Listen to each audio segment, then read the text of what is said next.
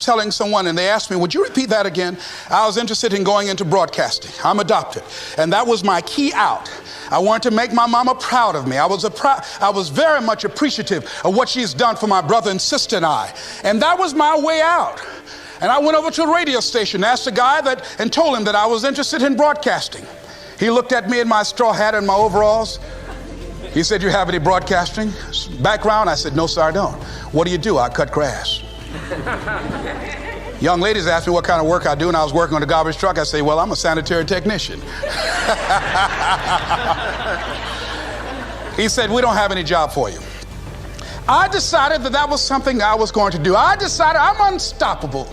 I'm going to go up in here and I'm going to do this. I started going to the radio station every day, developing a relationship with the people that were doing what I wanted to do. And that's what I encourage you to do. Whatever area you want to go in, find people that are doing it the way you want to do it and develop a relationship with them.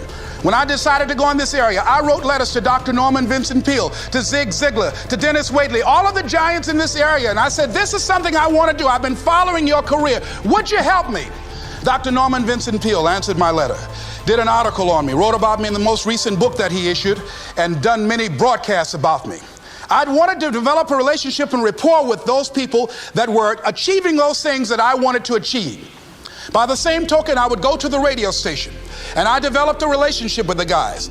And they used me as an errand boy when they needed some food or someone to go pick up entertainers that came into town. Temptation singing My Girl, Jerry Butler singing For Your Precious Love, Sam Cooke singing Darling You Send Me. I would pick up the entertainers at the airport and drive them around in the disc jockeys, big Cadillacs. They didn't have any driver's license, but I was acting like I had some.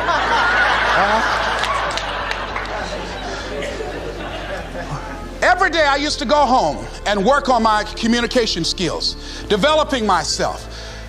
It was Whitney Young. He said, it's better to be prepared for an opportunity and not have one than to have an opportunity and not be prepared.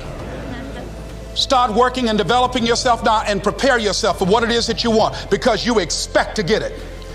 And when the disc jockeys were in the control room, I would go in and watch them and develop a trust level, and they would let me stay, and I would watch and observe them working the controls. When you want something out of life, don't worry about how you're going to get it. How is none of your business. The most difficult thing it is to hold the vision. It's to hold the vision. So there I was at the radio station. A guy was on the air and he started to drink by the name of Rock. I was outside the window looking at him and watching. Hungry and ready, saying, drink, Rock, drink. Pretty soon the phone rang. It was the general manager. I said, hello. He said, Les, this is Mr. Klein. I said, I know. He said, Rock can't finish his program. He's slurring his words. I said, I know. Can you work the controls until one of the other disc jockeys come in? Would you call them? I said, yes, sir. I hung the phone up. I said, now he must be thinking I'm crazy. I called my mama and my girlfriend Cassandra. I said, y'all come out on the front porch and turn up the radio. I'm about to come on the air.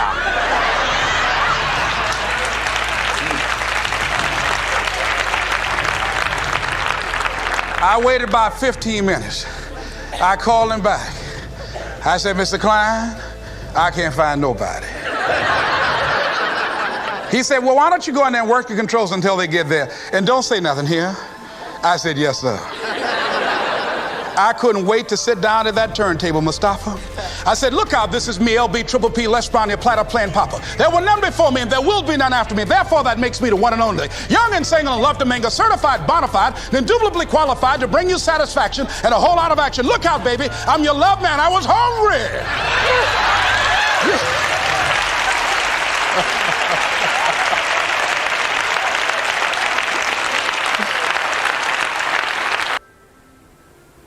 I don't drink coffee. Why? I'm wired differently. Every time I get on the stage, I'm thinking to myself, E.T., when you get up, you're only as great as your last work. If you don't go to Australia and tear up the house, they may never invite you back. For some of you, when you do what you do, you act as if you have another opportunity. I'm wired differently. Every opportunity is the last opportunity. Every opportunity, I have to reprove myself again. Every opportunity, I'm still nervous. E.T., you've been doing this for years. Why are you so nervous? Because the day you become become content. The day you stop evaluating yourself, the day you stop growing, the day you stop getting better is the day you die. Is the day the person who's trying to catch you will get you. I don't know how many of you guys are into golf. They said it's not it's Tiger Woods, no problem. He'll be the best ever. All right, let me stop because I'm in a different context. I just want to make sure we're on the same page. Golf, I just want to make sure it's not fooling. So just raise your hand. Golf, just want to make sure. I got to be careful. I'm not in a different place. I want to make sure. Golf, Tiger Woods. I'm sorry, Tiger Woods. So let's go back again. Arnold Palmer. Nobody ever thought that anybody could beat Arnold Palmer. Didn't think it could happen. Tiger Woods came on the scene at a very young age. Boom, lighting up the scene. They said, ooh, he's gonna catch him. But what they did not know was that Tiger was not, we thought he was wired differently until something happened. His whole life, he had been a winner. His whole life, ever since he was a kid, he won everything he did. And then something happened away from golf. Something happened in his personal life that broke him. His father died, his game changed, and he's not been able to bounce back. We thought that Tiger was a beast until he got challenged like beasts do. It's been a minute since he won the big one. It's been a minute. Not a question. Tiger Woods will he be the greatest that ever played the game? I need you to evaluate yourself and ask yourself the question, how are you wired? When you have a trial or a tribulation, how are you wired? When you hear the word no, does it break you? I'm wired differently. I get excited about no. I love no. I love it. It turns me on. No, Eric, I'll be back. I'll be back. I'll be back. I'll be stronger when I come back. No, Eric, you can't do it. You're a high school dropout. You were homeless. There's no way you can be the best speaker in the world. I'm wired differently, guys. People say, E, it seems like you're stronger now. You're more committed now. It seems like your drive is higher now. Your passion is higher now. What happened, E.T.? Like that. Now when we go on the internet, you're like one of the top 10. Some list you the top 5 motivational speakers in the world. Like, why are you still doing elementary schools? Why are you still doing the homie discount? E.T., why are you still doing free stuff? E.T., why? Because back in the day when I wasn't on the list, I was just working. I didn't know where I was getting. Working. And then one day I looked up and I saw Tony Robbins. I said, ooh. We getting close to Tony Robbins, and we don't even own an island in Fiji.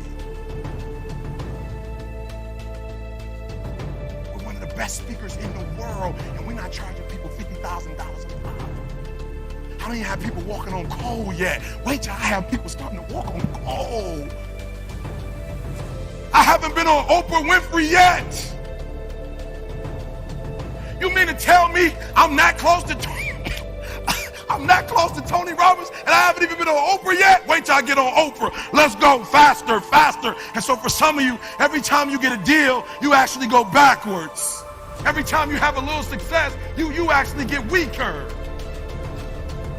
Every time you get a goal, you actually get comfortable. You actually get satisfied.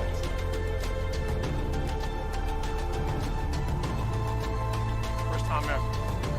Once I spoke in the States. I was on Thursday and Tony Robbins was on Saturday. I said, somebody tell Tony Robbins this will be the last time this happens. No, somebody go to his camp. One of my guys, I'll pay you. Pay you a couple hundred if you can get through and get to his camp. I want you, when you get to his camp, I just want you to get the Eric Thomas poster and just, Tony Robbins, look at this face. I'll pay you if you can get through and put the stake up.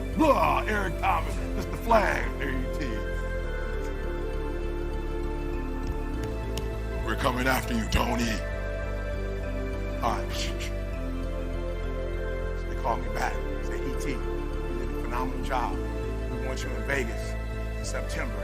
And this time, Saturday, I'm putting you up on the big stage. I'm hungry. I'm wired differently. I don't look at the checks. You're looking at the checks to see who you are. You're looking at the information to see who you are. No. I want to be the best version of Eric Thomas when I die. You need to wire yourself a little differently. You need to be wired Write that down. Don't get upset. Don't get upset. You're not wired to make the money you want to make right now. You're going to make the money one day, but you're not wired like that yet. Because what happens is you look at the clock and you say, I was supposed to get up at 6 o'clock, and it says 6:05, and you hit it and say, one more. And then you wake up again at 6:15. You're like, okay, I promise this is the last one. Snooze. And you wake up, it's like 7:15, like, oh, I told her 7. Oh, let me get my coffee first. You got to be wired differently. There's some people sitting in this room, and you're going to take this information, and you're going to do exactly what's meant to it. Some of you, you're going to take this information, and you're just going to take it home because you're not wired properly. I need you to